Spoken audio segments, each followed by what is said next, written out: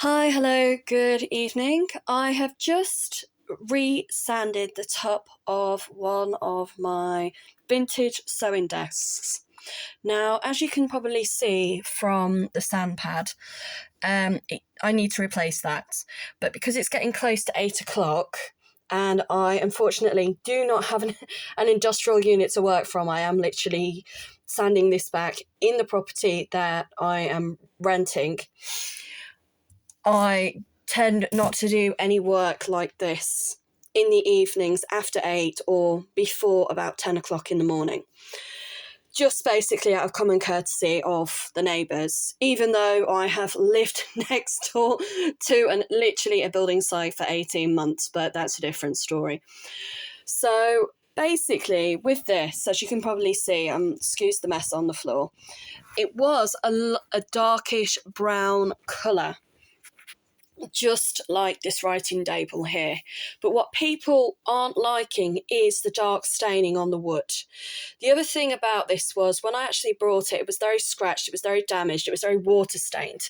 So you can clearly see there are still visible marks on the top of this surface of this sewing desk that it does need sanding back a little bit more. Now, I'm usually very anti-industrial machine sanding.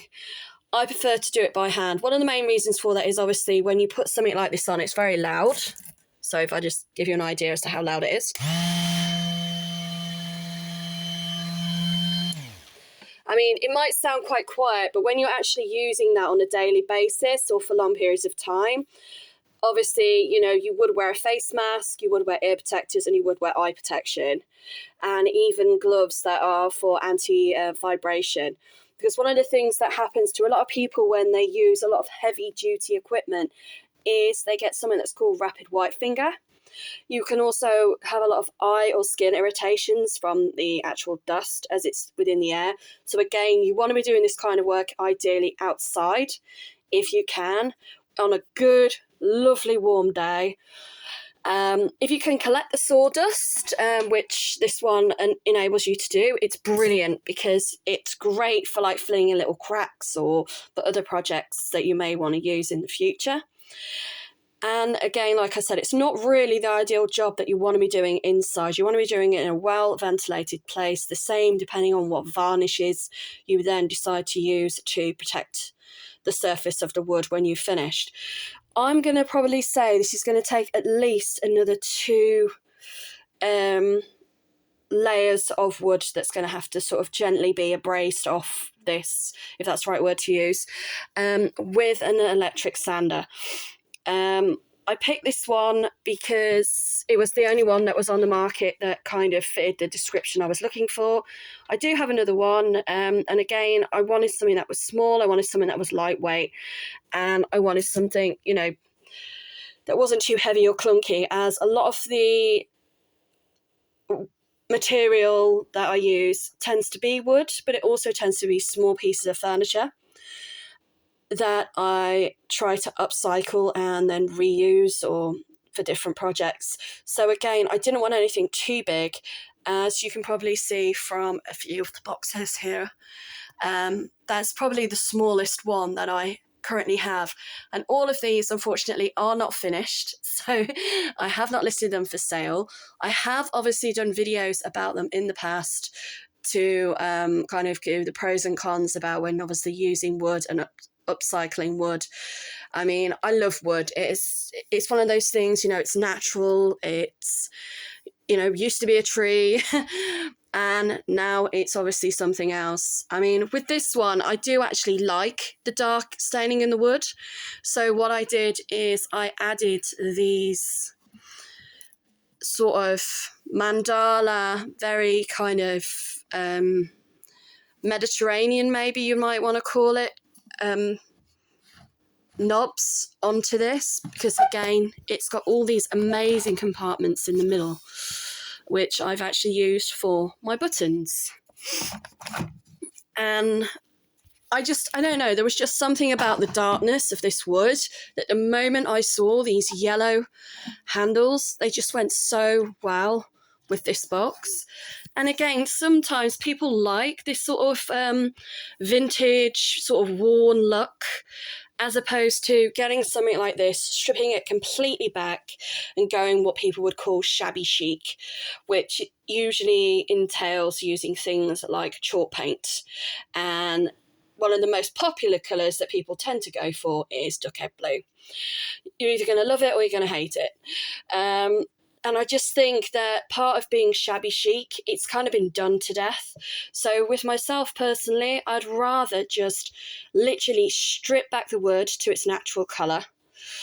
Obviously coat it to make sure it was protected. And then that way, if anyone who obviously decides to purchase it, if I was to sell it in the future, wanted to buy it, there isn't that much maintenance then that needs to be done to it. If you then decide to go down the shabby chic line, or, you know, if you look at wanting to stain it a different colour or stencil or pyrography, I think sometimes just having a blank canvas to work from is sometimes better for people to be able to purchase, and knowing that the quality that they're buying is solid and that it's not like MDF, which a lot of modern furniture now is made from.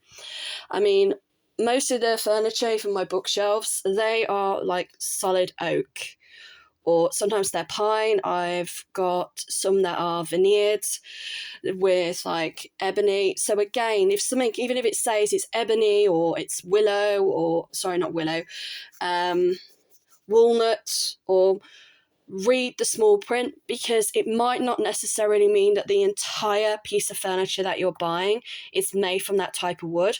Ideally, yes, solid wood items, they are always going to have a market somewhere. They're always going to stand the test of time with like fragility and having the opportunity to be reduced, reused, and upcycled.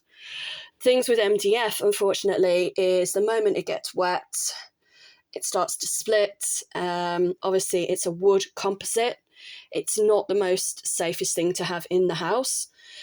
Please do your research. There will be information on the pros and cons of, you know, using solid wood furniture and obviously MDF. But one of the good things about MDF is it's light, it's expendable, it comes in a flat pack. And if you are in rented accommodation like myself, as much as I have loved with a passion proper good quality furniture, when you're literally having to throw things in the back of a car every 6 months, you can't afford to keep doing that with solid furniture. So it is mainly ideal for anyone who obviously has a major fixed abode and is still wanting that, you know, sort of vintage, maybe classic look for their property, but they don't necessarily want the dark staining, which even with this bureau has got. But then you might not necessarily, like I said, be looking for that shabby chic design, which a lot of people tend to do with old furniture. There is so much that you can do with old furniture to make it your own. And the one thing I love doing, like I said before, I try and sell anything or modify anything, is just strip it back to what it may have potentially have looked like before anything else was done to it, which then enables you to literally have a blank canvas and start again.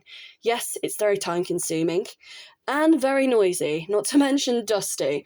So again, this is why now it is coming up to 8 o'clock in the evening, I won't be doing this, but I've been wanting to do this piece of furniture all year, even though I've probably had it since it's probably literally been sitting in this corner of the house I'm renting for at least 2-3 years. I've been quite lucky.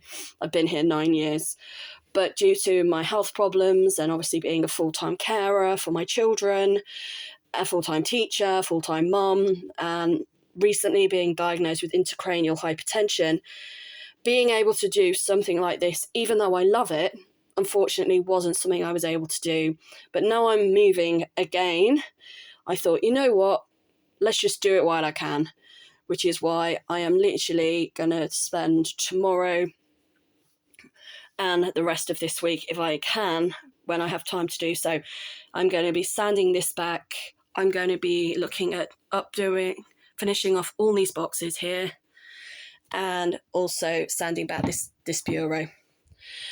So hopefully by January of 2026, all of these projects that seem to have gone on the back burner will be complete. And yes, in case you were wondering, this is a little vintage My Little Pony, but unfortunately she lost all of her hair. So what I did was I dyed some wool and I gave her a new hairdo. Some of her original hair is still there, and yes, she is vintage My Little Pony.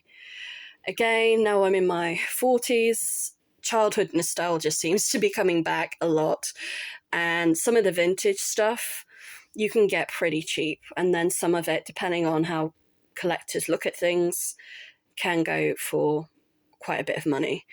So again, if in doubt, don't always throw it out. Check to see what something is worth online before doing so. I think one of the worst things that happens into society, I know I'm digressing slightly, is the amount of stuff that ends up in landfill. And I would honestly say that in the last 12 months, the amount of skips I have seen in the street where I am renting, and the amount of rubbish that I've seen just in one street because people have been Section 21'd, or, you know, the landlords have decided to resell the houses and put them back on the market, has just been unbelievable. And when you see the sorts of stuff people are throwing out, yes, some of it is cheap furniture with, like I've said before, MDF. And then some of it is like proper, you know, the sort of thing that you would think to yourself, why are you throwing that in the bin? Why haven't you put that in an auction or gift aided it to a charity shop? I actually watched Money for Nothing today with my children, and one of the things they actually got out of the tip, with permission of course, was a vintage grooming kit, which had glass bottles in it and solid silver tops. And I'm watching it in horror thinking, OMG, why are people throwing away stuff when they don't even know what it's worth? But sometimes I will agree, yes, needs must. And like with myself now, I'm getting to that point where I do have to make a decision as to what I'm going to be keeping, what I'm going to be recycling, and what unfortunately may potentially end up in landfill. So I hope you found this useful and not too waffly. If you have any questions or queries, please don't hesitate to contact me. And please feel free to leave a comment. Other than that, enjoy your evening.